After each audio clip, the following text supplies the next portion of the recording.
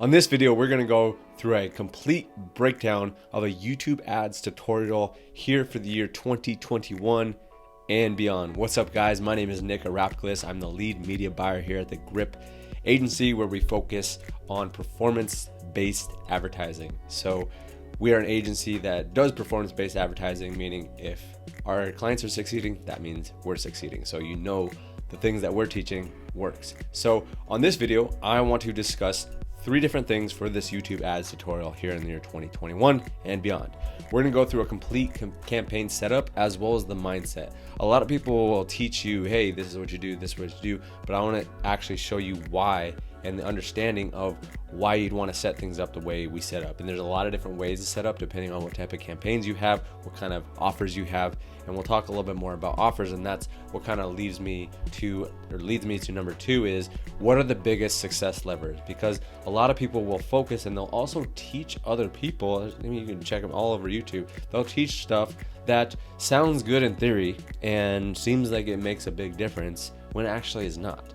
So I want to share with you some of the most important things that's going to be the biggest leverage to success, those small hinges that swing the big doors. Okay, and then the last thing that I'd like to share with you is how you really scale to $1 million plus. Okay, so those are gonna be the 3 things that we're gonna be talking about. Make sure and subscribe to this YouTube channel if you like this value, if you think other people can get value out of it. Make sure and share it with them. Subscribe to the channel, guys, and then, yeah, like I said, share it with other people, because we're gonna be constantly coming out with new valuable training on YouTube ads and everything else that's working in the advertising and marketing space, digitally speaking. Anyways, so before we do get started as well, I wanted to show, if you click down on the link in the description, you'll come over to this page where we have our YouTube ad template that's scaled multiple businesses to over $1 million and beyond. Okay, so if you would like to gain access to this, all you gotta do is click the link down in the video description. You can download now. You'll have to put in your name and email, but then you'll have it'll be sent directly to your email address. So if you want to check that out, feel free to do that. But without further ado, let's jump into campaign setup and mindset. Okay, so this is where we are in a Google AdWords campaign, or Google Ads. I forget what they're calling it now these days.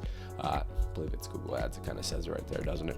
Anyways, so I want to help you guys understand what really goes on, because this campaign objective is crucial, right?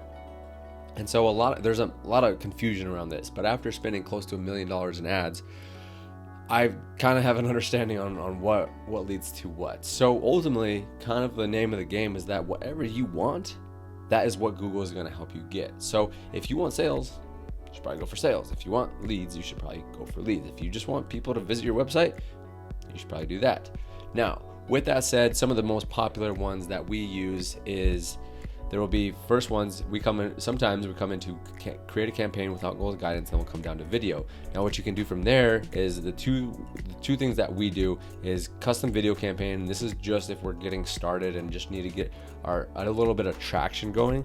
And then more times than not, we use drive conversions, and that could be the same thing as essentially leads, because that, drive conversions right here. Okay, now what I will warn you with sales, and that makes sense, where you're like, oh, I want sales, that's usually why you're running YouTube ads. But here's the preface with running campaigns specifically for sales. Google has to have a little bit of information to feed on before you're able to just tell them, hey, I want this. So what I mean by that is that if you want to optimize a campaign for sales, but you don't have any sales, Google doesn't know what a sale really means. So in that case, then you would probably want to dumb it down to leads or even website traffic. I don't usually do website traffic. I would typically start with a CPV campaign, a cost per view campaign, just basically trying to get a little bit more views to the campaigns.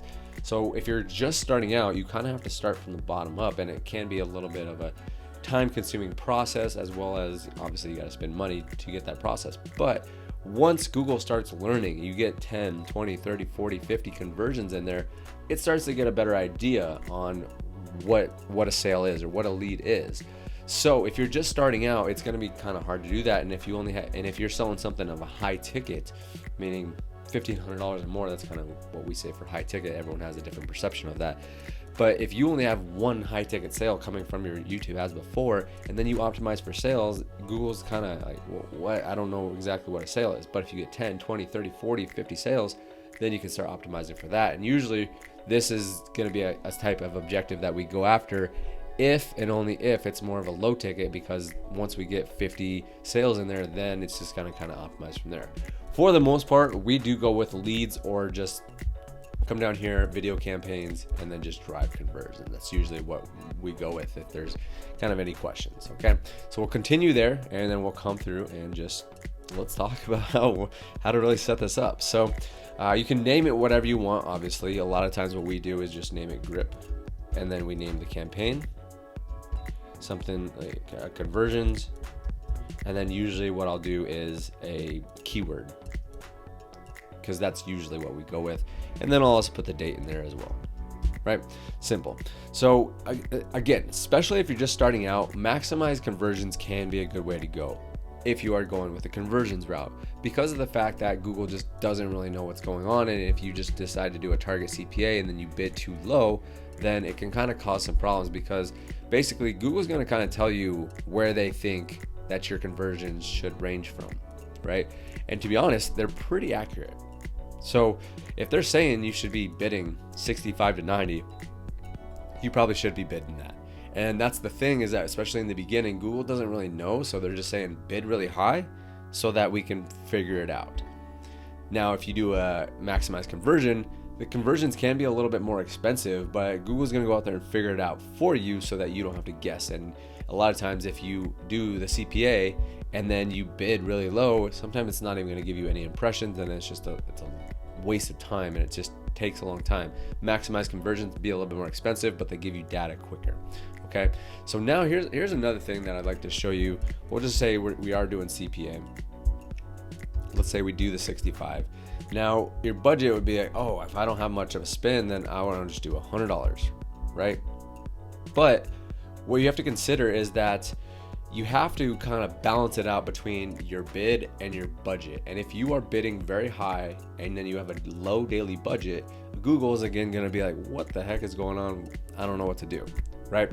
So as I just mentioned, as this is pretty accurate, this guy right here is pretty accurate as well. So if you are actually bidding on this where it's $65 for a lead, then Google's telling you have to give us enough room to actually run that. So you have to go up to $455.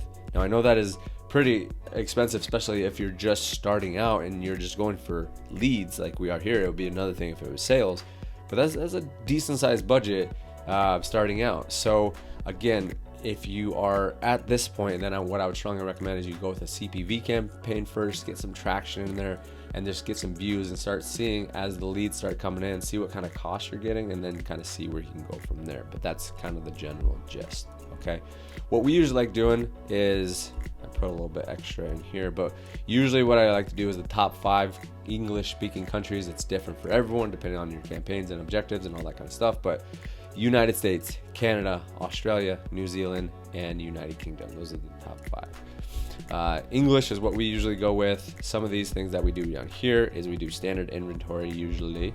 Don't really switch around that too much, but we'll take off embedded YouTube videos and live streams. So I'll click both of those, right? You can do additional settings right here. The big thing that I like to make sure I do is I set specific target for device, and I take off TV screens just because they simply, no one can click on a link from an ad on a TV screen. So that's something I always like doing. Sometimes I like doing frequency capping. I don't think it's the biggest deal in the world, while some people will disagree with me on that, but I just think it's not that big of a deal until you're really starting to spin and you're really in the optimization phase. Okay, ad group, I always name it whatever type of targeting I'm doing. A lot of times what I do is keyword targeting. That's going to be the most specific and targeted right away. That's usually what I start with. Once we start scaling from there, then we'll jump into in-market audiences, and then a lot of times similar audiences as well. And I'll go into a little bit more depth of what that is. But in audiences over here, again, there'll be a lot of people that just tell you everything and anything. They're just like, yeah, go do all sorts of different things. I'm gonna tell you straight up right here is the ones that we focus on are the similar audiences. So we'll click on similar audience. You have to actually create audiences, and then Google will create similar audiences off of them. But if I have a YouTube audience, I will definitely go after that. That's one of the first things that I go after. If I have a YouTube audience, basically you have to set that up in Google AdWords off of when you're setting up a campaign. But if you do that, that can be some of the most highly targeted traffic and the highest converting traffic. So I would really start out, if you have 10,000 subscribers, even less, 5,000, you can target all the people that came in and watched your YouTube video. So it can be a much bigger audience than an actual subscriber base. So I'd use that first. I would then go to similar audiences if you have those capabilities. And then, like I said, we have in-market campaigns. Those are going to be good as well. And those are really all the ones I do. I do remarketing to my YouTube audience. I do in-market audience when I'm more so trying to scale, and then also similar audiences. Those are the only ones I do. I don't really care about custom affinity. I don't really care about custom intent that much. I know sometimes they have worked, but that's just kind of the gist of what we really use.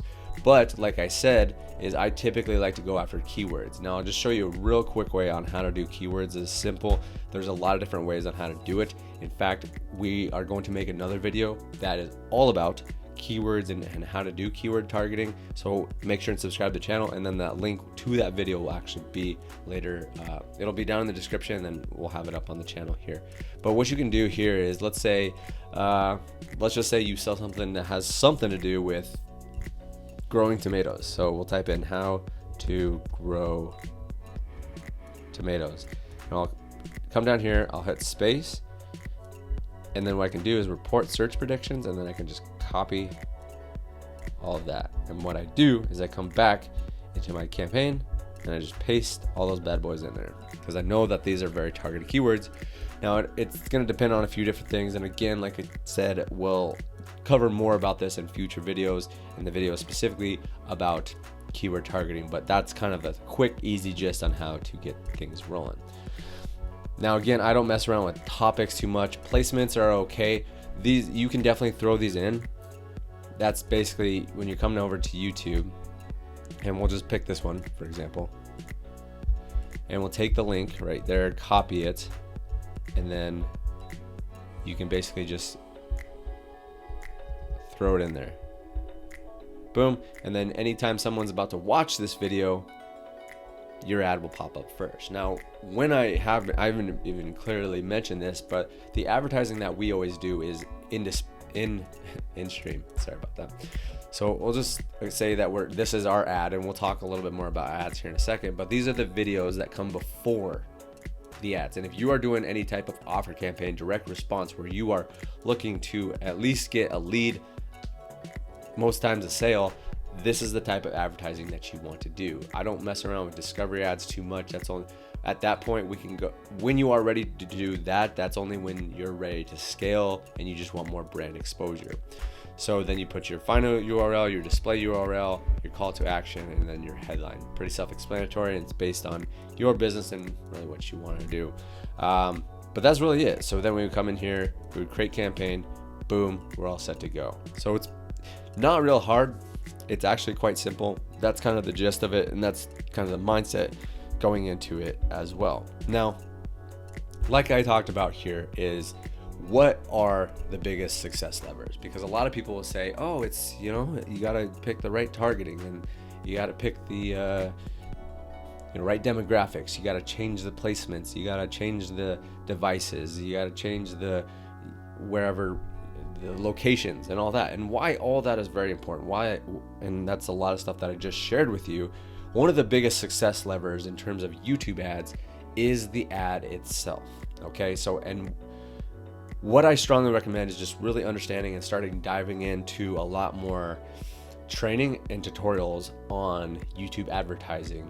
And what do you say in your videos, and how do you demonstrate things in your videos, and how do you add proof into your videos? And these are all things that we have discovered first and foremost, but we've also discussed on a lot of different trainings that we have on our YouTube channel. So again, you can go and check out that video as well. There's a link down in the video description. You can check it out, but we go deep into advertising and what do you need to do on your actual videos to actually get people to take action, because that is the most important part, without a shadow of a doubt. And a lot of people will say like, oh, it's this, but it's without a shadow of a doubt, it is the YouTube ad, okay? The actual ad. And the thing that you want to be doing is you want to be testing.